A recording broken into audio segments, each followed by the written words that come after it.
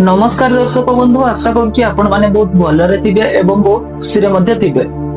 नूतन वर्षर हार्दिक हार्दिक अभिनंदन एवं आशा करुच्ची 2026 मसिया आपण मानक पई मध्ये गोटे नुआ आनंदर उत्सव नै कि आसु एवं आपण मानकर जहा भी इच्छा अछि जहा भी स्वप्न अछि ता निश्चिंत भाव रे पूर्ण हो एवं 2026 आपणक पई गोटे गोल्डन इयर हो।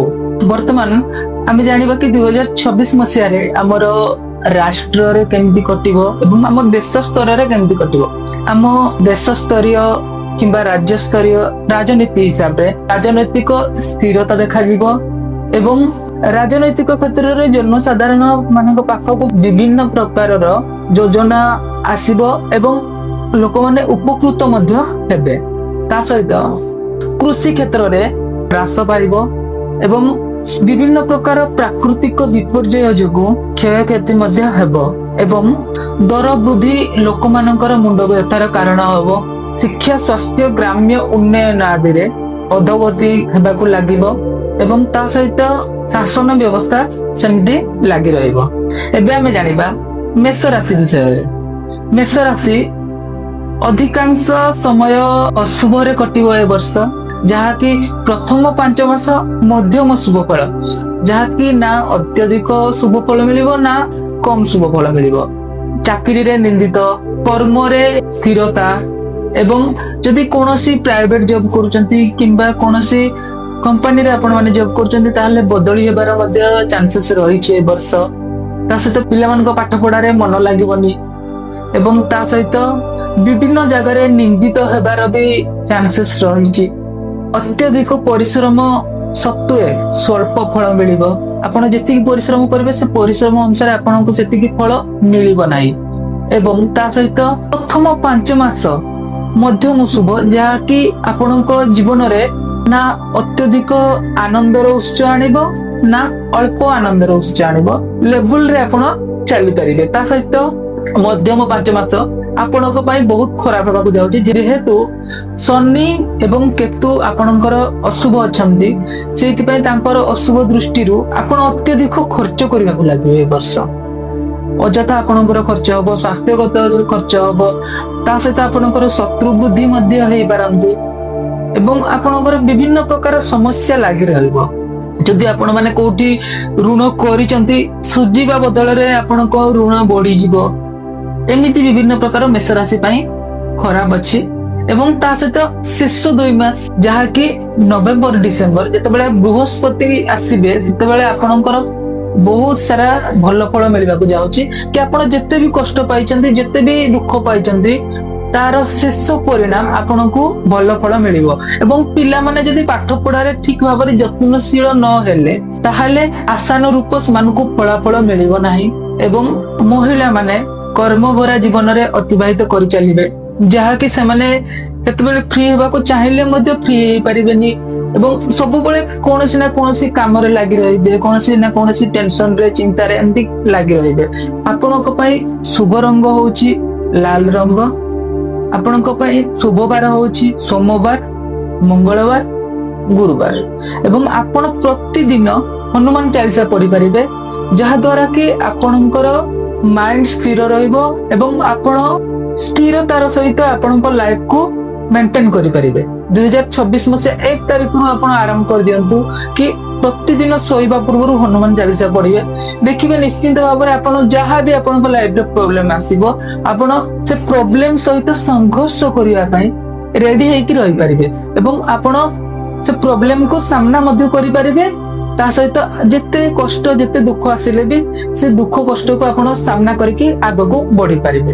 वर्तमान आमे जानिबा वृष राशि विषय रे। वृष राशि रो व्यक्ति माने प्रथम 5 मास अति शुभ फल भोग करिया को जाउछंती एवं मध्यम 5 मास मिश्रित शुभ एवं अशुभ मिसी की फल भोग करिवे, जहा कि ना अति शुभ ना अति अशुभ एवं शेष 2 मास टिके खराब अछि, जहा कि आपनकर अशुभ फल टिके अधिक मिलबा को जाउ अछि।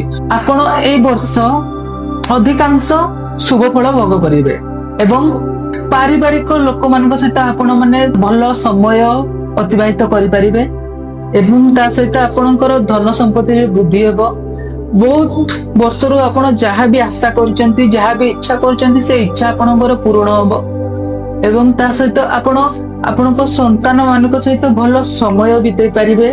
ଏବଂ ସ୍ୱାମୀ ସ୍ତ୍ରୀ ଯଦି ଅଛନ୍ତି ସମ୍ପର୍କ ବହୁତ ଭଲ ରହିବ, ଚାକିରିରେ ଉନ୍ନତି ହେବ, ପାଠ ପଢାରେ ଉନ୍ନତି ହେବ, ସମ୍ମାନ ଲାଭ ହବ। ଏବଂ ତା ସହିତ ଆପଣଙ୍କର କିଛି ପୈତୃକ ସମ୍ପତ୍ତି ହଉ କିମ୍ବା ରହିଯାଇଥିବା କିଛି ପ୍ରପର୍ଟି ପଇସା ପତ୍ର ଯାହା ବି ଅଛି ଆପଣ ଏଇ 2026ରେ ଲାଭ କରିପାରିବେ। ଏବଂ ତା ସହିତ ଆପଣ ଆପଣଙ୍କ ଗମନାଗମନ ଆଦିରେ ଅତ୍ୟନ୍ତ ଶୁଭ ଫଳ ପ୍ରାପ୍ତି କରିବେ। ବିଜନେସ ରେ ଆପଣ ବହୁତ ଉନ୍ନତି କରିବାର ସମ୍ଭାବନା ମଧ୍ୟ ରହିଛି। ଯଦି ଆପଣ ମାନେ କୌଣସି ବିଜନେସ କରୁଛନ୍ତି, ତା ସହିତ ଆପଣ ଯଦି କୌଣସି କମ୍ପାନୀ ଜବ କରୁଛନ୍ତି, ସେଇଥିରେ ମଧ୍ୟ ଆପଣଙ୍କୁ ପ୍ରମୋସନ ହେବାର ଚାନ୍ସେସ୍ ରହିଛି। ଆପଣଙ୍କ ପ୍ରତି ଲୋକମାନେ ଆକୃଷ୍ଟ ମଧ୍ୟ ରହିବେ ଏବଂ ଆପଣ ସମସ୍ତଙ୍କ ସହିତ ମିଶିକି ରହିବାକୁ ପସନ୍ଦ କରିବେ। ଏ ବର୍ଷଟି ଆପଣଙ୍କର 70% ଭଲରେ ଯାଉଛି, କିନ୍ତୁ ଆପଣଙ୍କର ଶେଷ 2 ମାସ ଆପଣ ମାନେ ଠିକ ଭାବରେ ଯତ୍ନଶୀଳ ହେଇକି ରହିବା ଦରକାର। କାରଣ ସେ ଶେଷ 2 ମାସରେ ମଧ୍ୟ ଆପଣଙ୍କ ପାଠ ପଢାରେ ଡାଉନଫଲ ଆସିଯିବ, ଯାହାକି ଆପଣ ମାନେ ଭଲ ପଢୁଥିଲେ ମଧ୍ୟ ଆପଣଙ୍କର ଡାଉନ ହେଇଯିବ। ଏକ୍ସାମ ଟାଇମ ଯଦି ଆସିଛି ହେଲେ ଏକ୍ସାମ ରେ ଆପଣଙ୍କର ଯେତିକି ଆସିବା କଥା ଆଶାନୁରୂପ ଆପଣଙ୍କୁ ଫଳ ଆସିବନି। ଆପଣଙ୍କ ପାଇଁ ଶୁଭ ରଙ୍ଗ ହଉଛି ଧଳା ଏବଂ ନୀଳ ରଙ୍ଗ। ଆପଣଙ୍କର ଶୁଭ ବାର ହଉଛି ବୁଧବାର ଏବଂ ଶୁକ୍ରବାର। ଆପଣଙ୍କ ପାଇଁ ପ୍ରତିକାର ହଉଛି ଆପଣ ମାନେ ପ୍ରତ୍ୟେକ ସୋମବାର 108ଟି ବେଲପତ୍ର ଧରିକି ଶିବ ମନ୍ଦିରରେ ଯାଇକି ଜଳ ପ୍ରଦାନ କରି ଅଭିମନ୍ତ୍ରିତ କରିପାରିବେ। ତା ସହିତ ଆପଣ ମାନେ କ୍ଷୀରରେ ମଧ୍ୟ ଅଭିମନ୍ତ୍ରିତ କରିପାରିବେ। ବର୍ତ୍ତମାନ ଆମେ ଜାଣିବା ମିଥୁନ ରାଶି ବିଷୟରେ। ମିଥୁନ ରାଶିର ବ୍ୟକ୍ତି ବିଶେଷ ମାନେ ଏ ବର୍ଷର ପ୍ରଥମ 5 ମାସ ଯାହାକି ମେ ମାସ ପର୍ଯ୍ୟନ୍ତ ଆପଣଙ୍କର ମଧ୍ୟମ ଶୁଭ ଫଳ ମିଳିବାକୁ ଯାଉଅଛି, ଯାହାକି ଆପଣ ଯାହା ବି ଚାହୁଁଛନ୍ତି ସେହି ଅନୁସାରେ ଆପଣ ମାନେ ଫଳ ପାଇପାରିବେ ନାହିଁ। ଆପଣ ପରିଶ୍ରମ କରିବେ କିନ୍ତୁ ସେ ପରିଶ୍ରମ ଅନୁସାରେ ଯେତିକି ଫଳ ଆପଣଙ୍କୁ ମିଳିବା କଥା ସେତିକି ମିଳିବ ନାହିଁ। ଏବଂ ଆପଣଙ୍କର ସନ୍ତାନ ଜନିତ ଆପଣ ଚିନ୍ତାରେ ପୀଡିତ ହେଇକି ରହିବେ।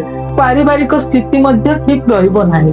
ଏବଂ ଆପଣଙ୍କର ମଧ୍ୟମ 5 ମାସ ଯାହାକି ଜୁନ ଠାରୁ ଅକ୍ଟୋବର ପର୍ଯ୍ୟନ୍ତ ଆପଣଙ୍କର ସବୁ କିଛି ଭଲ ହବାକୁ ଯାଉଛି। ଆପଣଙ୍କର କାର୍ଯ୍ୟ ସିଦ୍ଧି ହେଇପାରେ ଏବଂ ତା ସହିତ ଆପଣ ଯାହା ଚାହୁଁଛନ୍ତି ଇଚ୍ଛାନୁରୂପ ଆପଣଙ୍କୁ ନିଶ୍ଚିନ୍ତ ଭାବରେ ଫଳ ମିଳିବ।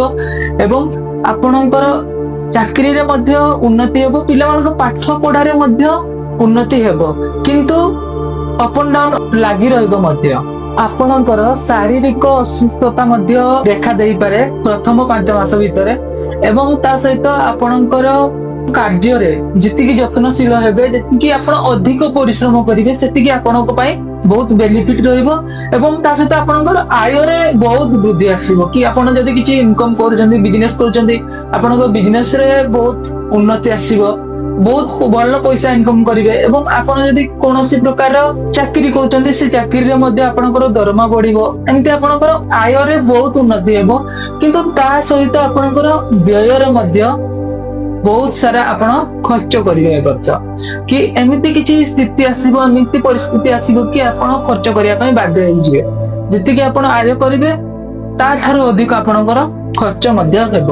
ପାରିପାର୍ଶ୍ୱିକ ଲୋକମାନଙ୍କ ସହିତ ଆପଣଙ୍କର ଭଲ ରିଲେସନ ରହିବ, ଭଲ ବଣ୍ଡିଙ୍ଗ ରହିବ। ଏବଂ ଆପଣ ଯେତିକି ପାରୁଛନ୍ତି ସେତିକି ପରିଶ୍ରମ ଏଇ 2026ରେ କରନ୍ତୁ, କାରଣ ଆପଣଙ୍କ ପରିଶ୍ରମ ଅନୁସାରେ ଆପଣଙ୍କୁ ଏ ବର୍ଷ ଫଳ ମିଳିବାକୁ ଯାଉଅଛି। ଏବଂ ଆପଣଙ୍କ ପାଇଁ ପ୍ରତିକାର ହଉଛି ଆପଣ ମାନେ ମଙ୍ଗଳବାର ଦିନ ମା ମଙ୍ଗଳା କିମ୍ବା ମା ତାରାତାରିଣୀ କିମ୍ବା ମା ସମଲେଶ୍ଵରୀ କୁ ଆପଣ ମାନେ ପୂଜା ଅର୍ଚ୍ଚନା କରିପାରିବେ। ଏବଂ ପ୍ରତ୍ୟେକ ଦିନ ସକାଳୁ ଆପଣ ମାନେ ସୂର୍ଯ୍ୟଙ୍କୁ ପ୍ରଣାମ କରି ତୁଳସୀ ଚଉରାରେ ଆପଣ ମାନେ ଜଳ ଅର୍ପଣ କରିପାରିବେ। ଆପଣଙ୍କ ପାଇଁ ଶୁଭ ବାର ହଉଛି ରବିବାର, ବୁଧବାର ଏବଂ ଶୁକ୍ରବାର। ଆପଣଙ୍କ ପାଇଁ ଶୁଭ ରଙ୍ଗ ହଉଛି ସବୁଜ ରଙ୍ଗ ଏବଂ ଧଳା ରଙ୍ଗ। ବର୍ତ୍ତମାନ ଆମେ ଜାଣିବା କର୍କଟ ରାଶି ବିଷୟରେ। କର୍କଟ ରାଶିର ବ୍ୟକ୍ତି ମାନେ ଏ ବର୍ଷ ଅପ ଆଣ୍ଡ ଡାଉନ ରେ ଆପଣଙ୍କ ଲାଇଫ ଟା ଚାଲିବ। ଆପଣଙ୍କର ପ୍ରଥମ 5 ମାସ ଅତ୍ୟନ୍ତ ଅଶୁଭ ଫଳ ଭୋଗ କରିବେ ଏବଂ ତା ସହିତ ଆପଣ ମଧ୍ୟ 4 ମାସ ଆପଣଙ୍କର ମିଶ୍ରିତ ଫଳ ଭୋଗ କରିବେ, ଯାହାକି ନା ଅତ୍ୟନ୍ତ ଶୁଭ ନା ଅତ୍ୟନ୍ତ ଅଶୁଭ ଫଳ। ଶେଷ 3 ମାସ ଆପଣଙ୍କର ଶୁଭ ଫଳ ଆପଣ ମାନେ ଭୋଗ କରିପାରିବେ। ଆପଣ ଅଯଥା ବିବାଦରେ ପଡିପାରନ୍ତି ଏ ବର୍ଷ। ନିଜ ଲୋକମାନଙ୍କ ସହିତ ଆପଣଙ୍କର ମନାନ୍ତର ହବ ଏବଂ ନିଜ ଲୋକମାନେ ଆପଣଙ୍କୁ ବହୁତ ଭୁଲ ବୁଝିବେ, ଭୁଲ ବୁଝାମଣା ହବ। ତା ସହିତ ଆପଣ ଯେଉଁ କାର୍ଯ୍ୟ କରିବେ ସେ କାର୍ଯ୍ୟରେ ଆପଣଙ୍କର ବିଳମ୍ବ ହବ।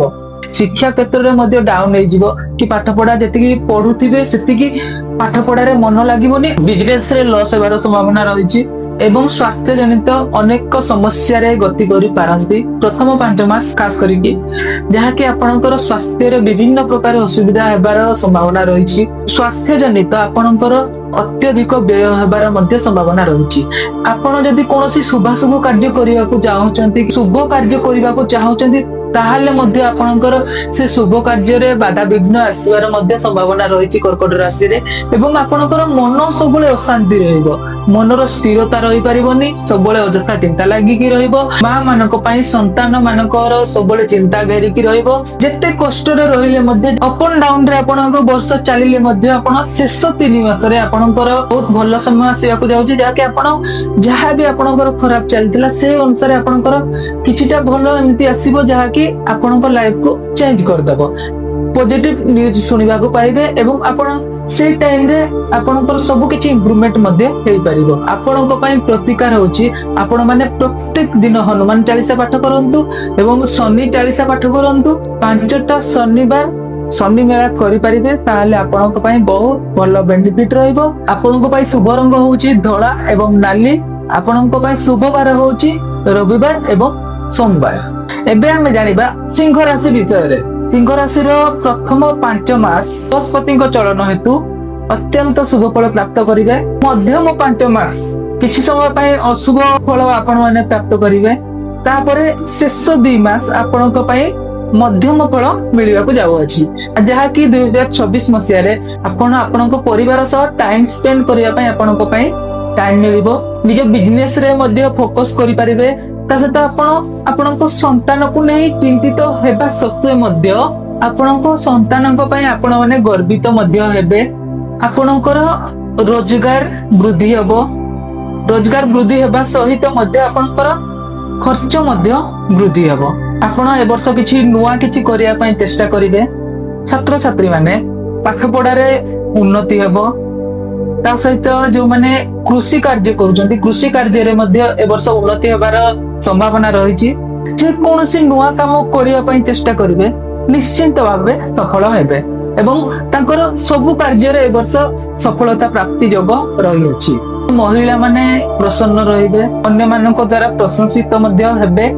ଏ ବର୍ଷର ମଧ୍ୟମ ଅବସ୍ଥାରେ ଏମିତି କିଛି ସମୟ ଆସିବ ଯୋଉ ଟାଇମରେ କି କିଛିଟା ଅସୁବିଧାର ସାମ୍ନା କରିବାକୁ ପଡିବ ଏବଂ ଅସୁବିଧା ସାମ୍ନା କରିଲା ପରେ ମଧ୍ୟ ଆପଣ ନିଶ୍ଚିନ୍ତ ଭାବେ ଉପରକୁ ଉଠିବା ଲାଗି ଚେଷ୍ଟା କରିବେ।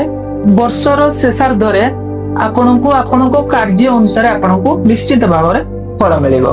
ଶୁଭ ରଙ୍ଗ ହଉଛି ଧଳା ରଙ୍ଗ ଏବଂ ନାଲି ରଙ୍ଗ। ଶୁଭ ବାର ହଉଛି ରବିବାର, ସୋମବାର ଏବଂ ଗୁରୁବାର। ଆପଣ ମାନେ ମା ତାରିଣୀ ହଉ କିମ୍ବା ମା ସମଲେଶ୍ଵରୀ ହଉ କିମ୍ବା ମା ମଙ୍ଗଳା ହୁଅନ୍ତୁ, ସଂକ୍ରାନ୍ତି ଦିନ ନଡିଆ ଅର୍ପଣ କରିବେ, ଆପଣଙ୍କ ପାଇଁ ମଙ୍ଗଳମୟ ହେବ।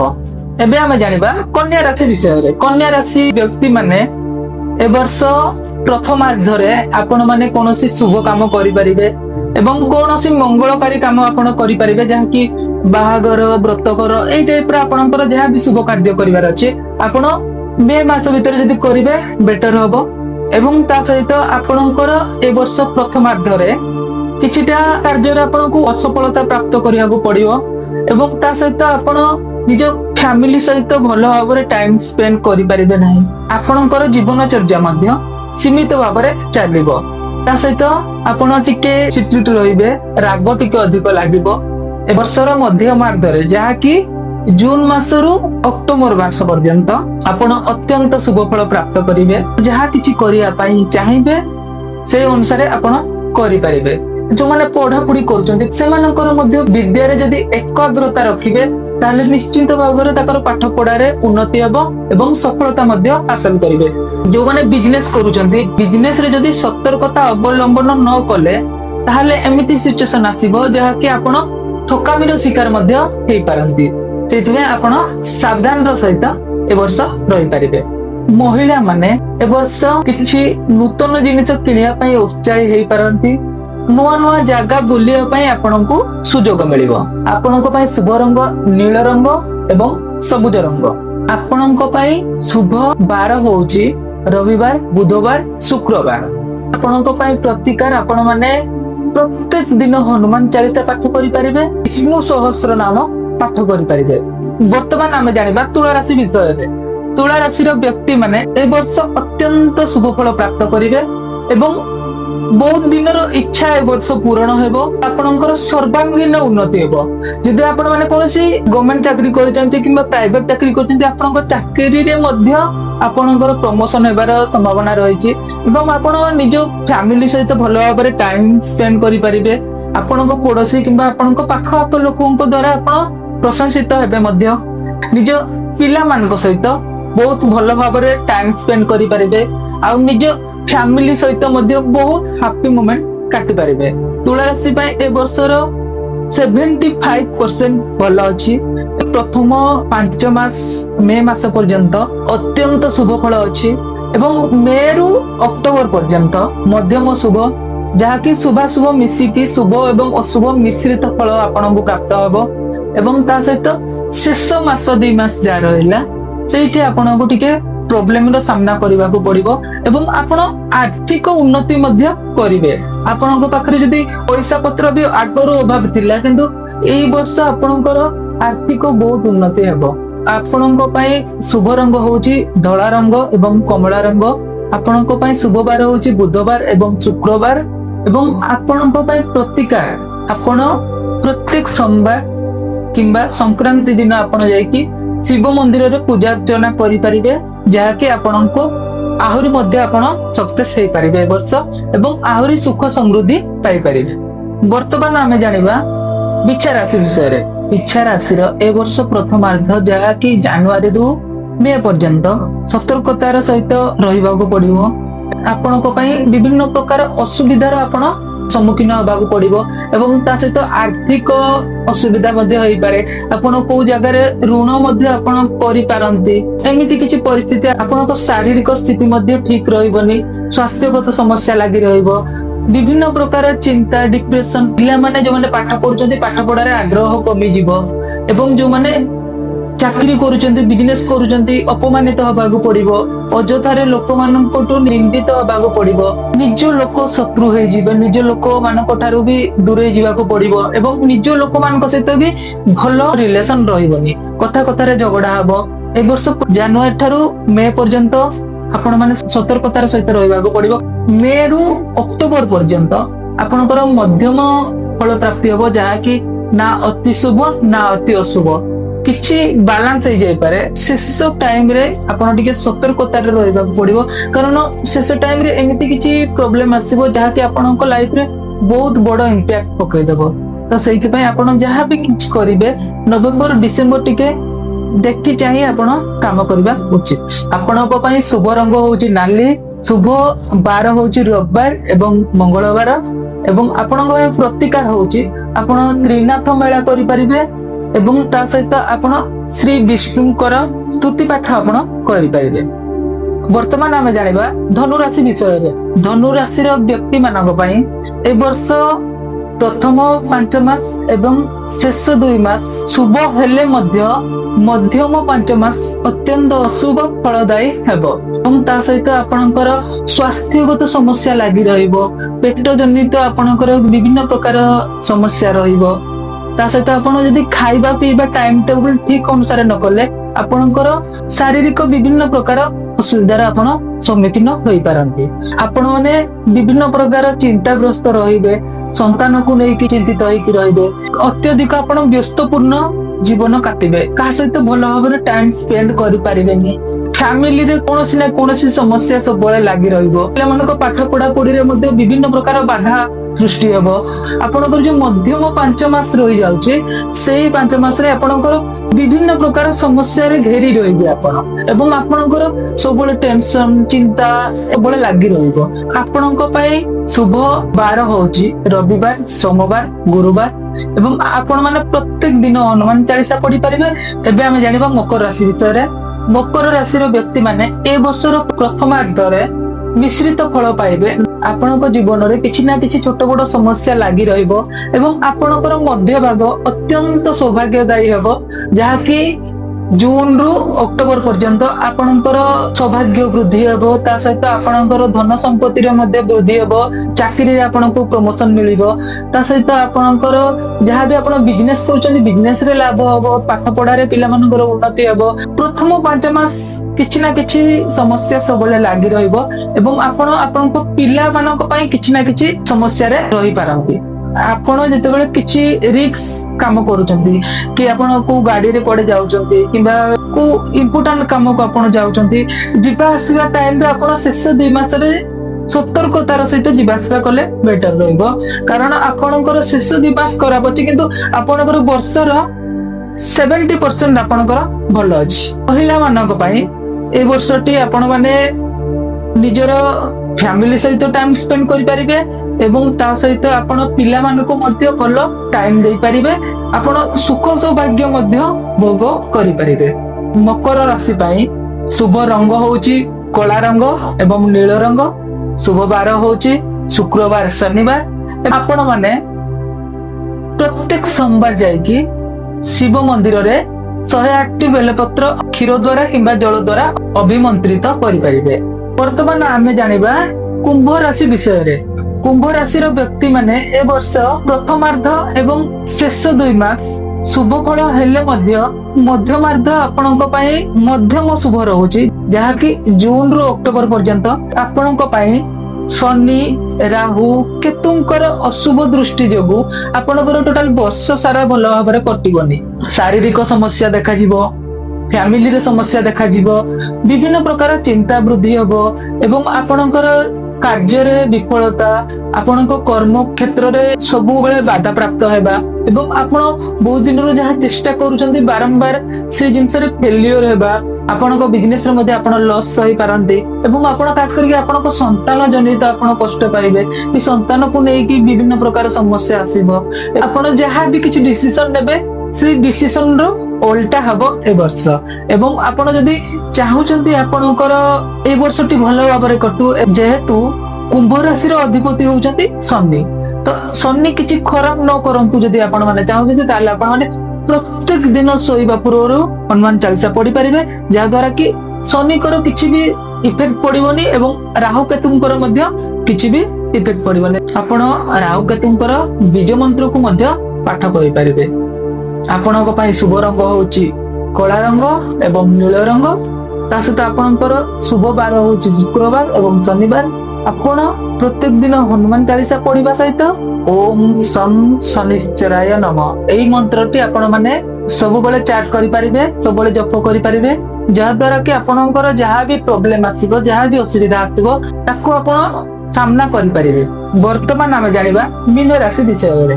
ମୀନ ରାଶିର ବ୍ୟକ୍ତି ମାନଙ୍କ ପାଇଁ ଏ ବର୍ଷଟି ପ୍ରଥମ 5 ମାସ କିଛିଟା ଅସୁବିଧାର ସାମ୍ନା କଲେ ମଧ୍ୟ ଆପଣଙ୍କର ଯେହେତୁ ବୃହସ୍ପତିଙ୍କ ଭଲ ଦୃଷ୍ଟି ରହୁଛି, ସେଥିପାଇଁ ଏ ବର୍ଷଟି ଆପଣଙ୍କର ବହୁତ ଭଲ ଭାବରେ କଟିବ ଏବଂ ଆପଣଙ୍କର ମଧ୍ୟମ ଜୁନ ରୁ ଅକ୍ଟୋବର ପର୍ଯ୍ୟନ୍ତ ବହୁତ ଶୁଭ ଫଳ ଆପଣ ପ୍ରାପ୍ତ କରିପାରିବେ ଏବଂ ଆପଣ ଆପଣଙ୍କ ଫ୍ୟାମିଲି ସହିତ ଭଲ ଟାଇମ ସ୍ପେଣ୍ଡ କରିପାରିବେ।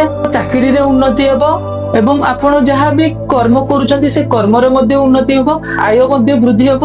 ଯାହା ଆପଣଙ୍କ ପୂର୍ବରୁ ଇଚ୍ଛା ଅଛି, ଆପଣ କିଛି କରିପାରି ନାହାନ୍ତି, ତାହା କରିବା ପାଇଁ ଏ ବର୍ଷ କିଛି ନା କିଛି ଆପଣଙ୍କୁ ନିଶ୍ଚିତ ଭାବରେ ଅପରଚ୍ୟୁନିଟି ମିଳିବ। ଆପଣଙ୍କ କର୍ମରେ ମଧ୍ୟ ଆପଣଙ୍କ ନିଜ ଲୋକ ଶତ୍ରୁ ହେଇଯିବେ, ନିଜ ଲୋକଙ୍କ ସହିତ ମନାନ୍ତର ମଧ୍ୟ ହେଇପାରେ। ଏବେ ତ ସ୍ୱାସ୍ଥ୍ୟକୁ ଜଗି ଚଳି ରହିବା ଦରକାର, କାରଣ ଆପଣଙ୍କ ସ୍ୱାସ୍ଥ୍ୟଗତ ସମସ୍ୟା ରହିବାର ସମ୍ଭାବନା ରହିଛି। କାରଣ ଶନି ଏବେ ମୀନ ରାଶିରେ ହିଁ ଅଛନ୍ତି ଏବଂ ଏ ବର୍ଷ ଶନି ମୀନ ରାଶିରେ ହିଁ ରହିବେ। ନିଜ ସ୍ୱାସ୍ଥ୍ୟକୁ ଠିକ ଭାବରେ ଯତ୍ନ ନେବା ଆବଶ୍ୟକ। ମୀନ ରାଶି ପାଇଁ ଶୁଭ ରଙ୍ଗ ହଉଛି ହଳଦିଆ ରଙ୍ଗ ଏବଂ ଧଳା ରଙ୍ଗ। ଶୁଭ ବାର ହଉଛି ରବିବାର, ସୋମବାର, ଗୁରୁବାର। ଆପଣ ପ୍ରତ୍ୟେକ ଶନିବାର ଯାଇକି ଶନି ମନ୍ଦିରରେ ଦୀପ ପ୍ରଜ୍ୱଳନ କରିପାରିବେ, ଯାହାକି ଆପଣଙ୍କୁ ଶନିଙ୍କର ଆଶୀର୍ବାଦ ପ୍ରାପ୍ତ ହବ ଏବଂ ଏ ବର୍ଷଟି ଆପଣଙ୍କର ବହୁତ ଭଲ ଭାବରେ କଟିବ। ଏ ବର୍ଷ ତାପମାତ୍ରାର ଅଧିକ ବୃଦ୍ଧି ହେବ ଏବଂ ବନ୍ୟା, ବାତ୍ୟା, ଭୂମିକମ୍ପ ଆଦି ବିଭିନ୍ନ ପ୍ରକାର ପ୍ରାକୃତିକ କ୍ଷୟକ୍ଷତି ହେବାର ସମ୍ଭାବନା ରହିଅଛି। ରହୁଛି, ନମସ୍କାର, ଜୟ ଜଗନ୍ନାଥ।